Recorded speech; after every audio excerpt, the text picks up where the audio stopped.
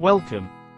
Today we're taking a trip back in time to the Baroque period, a time when art was anything but subtle. If you thought modern art was a little out there, just wait until you see what the 17th century had in store.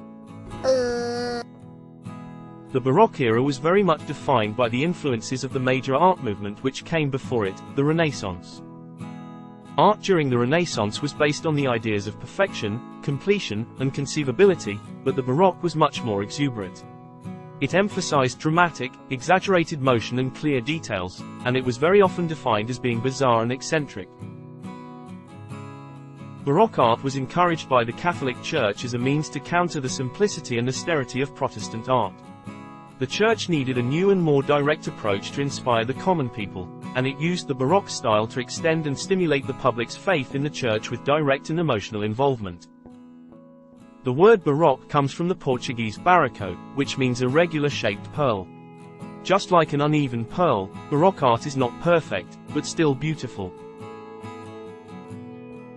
One of the first influential Baroque monuments was the Church of St. Peter's in Rome, which is still the largest church in the world. The construction saw contributions from the masters of the time, like Michelangelo, Raphael and Bernini. Its design is characterized by the dramatic use of light and shadow, the use of intricate and ornate decoration, and the sense of movement throughout the structure.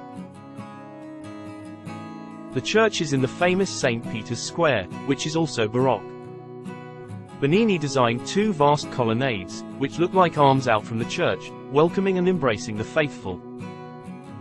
Baroque architecture in fact relates to the environment and space, and it was designed to make the viewer feel involved with the grandeur and power of the monuments.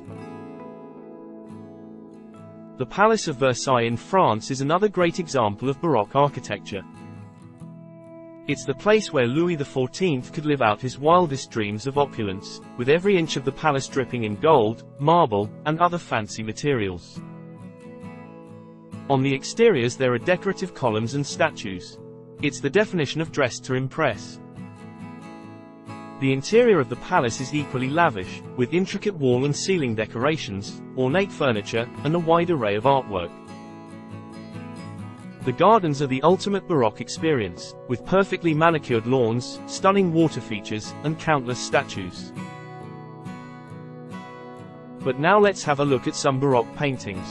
Generally, the main features of Baroque painting manifestations are drama, deep colors, sharp shadows and dark backgrounds.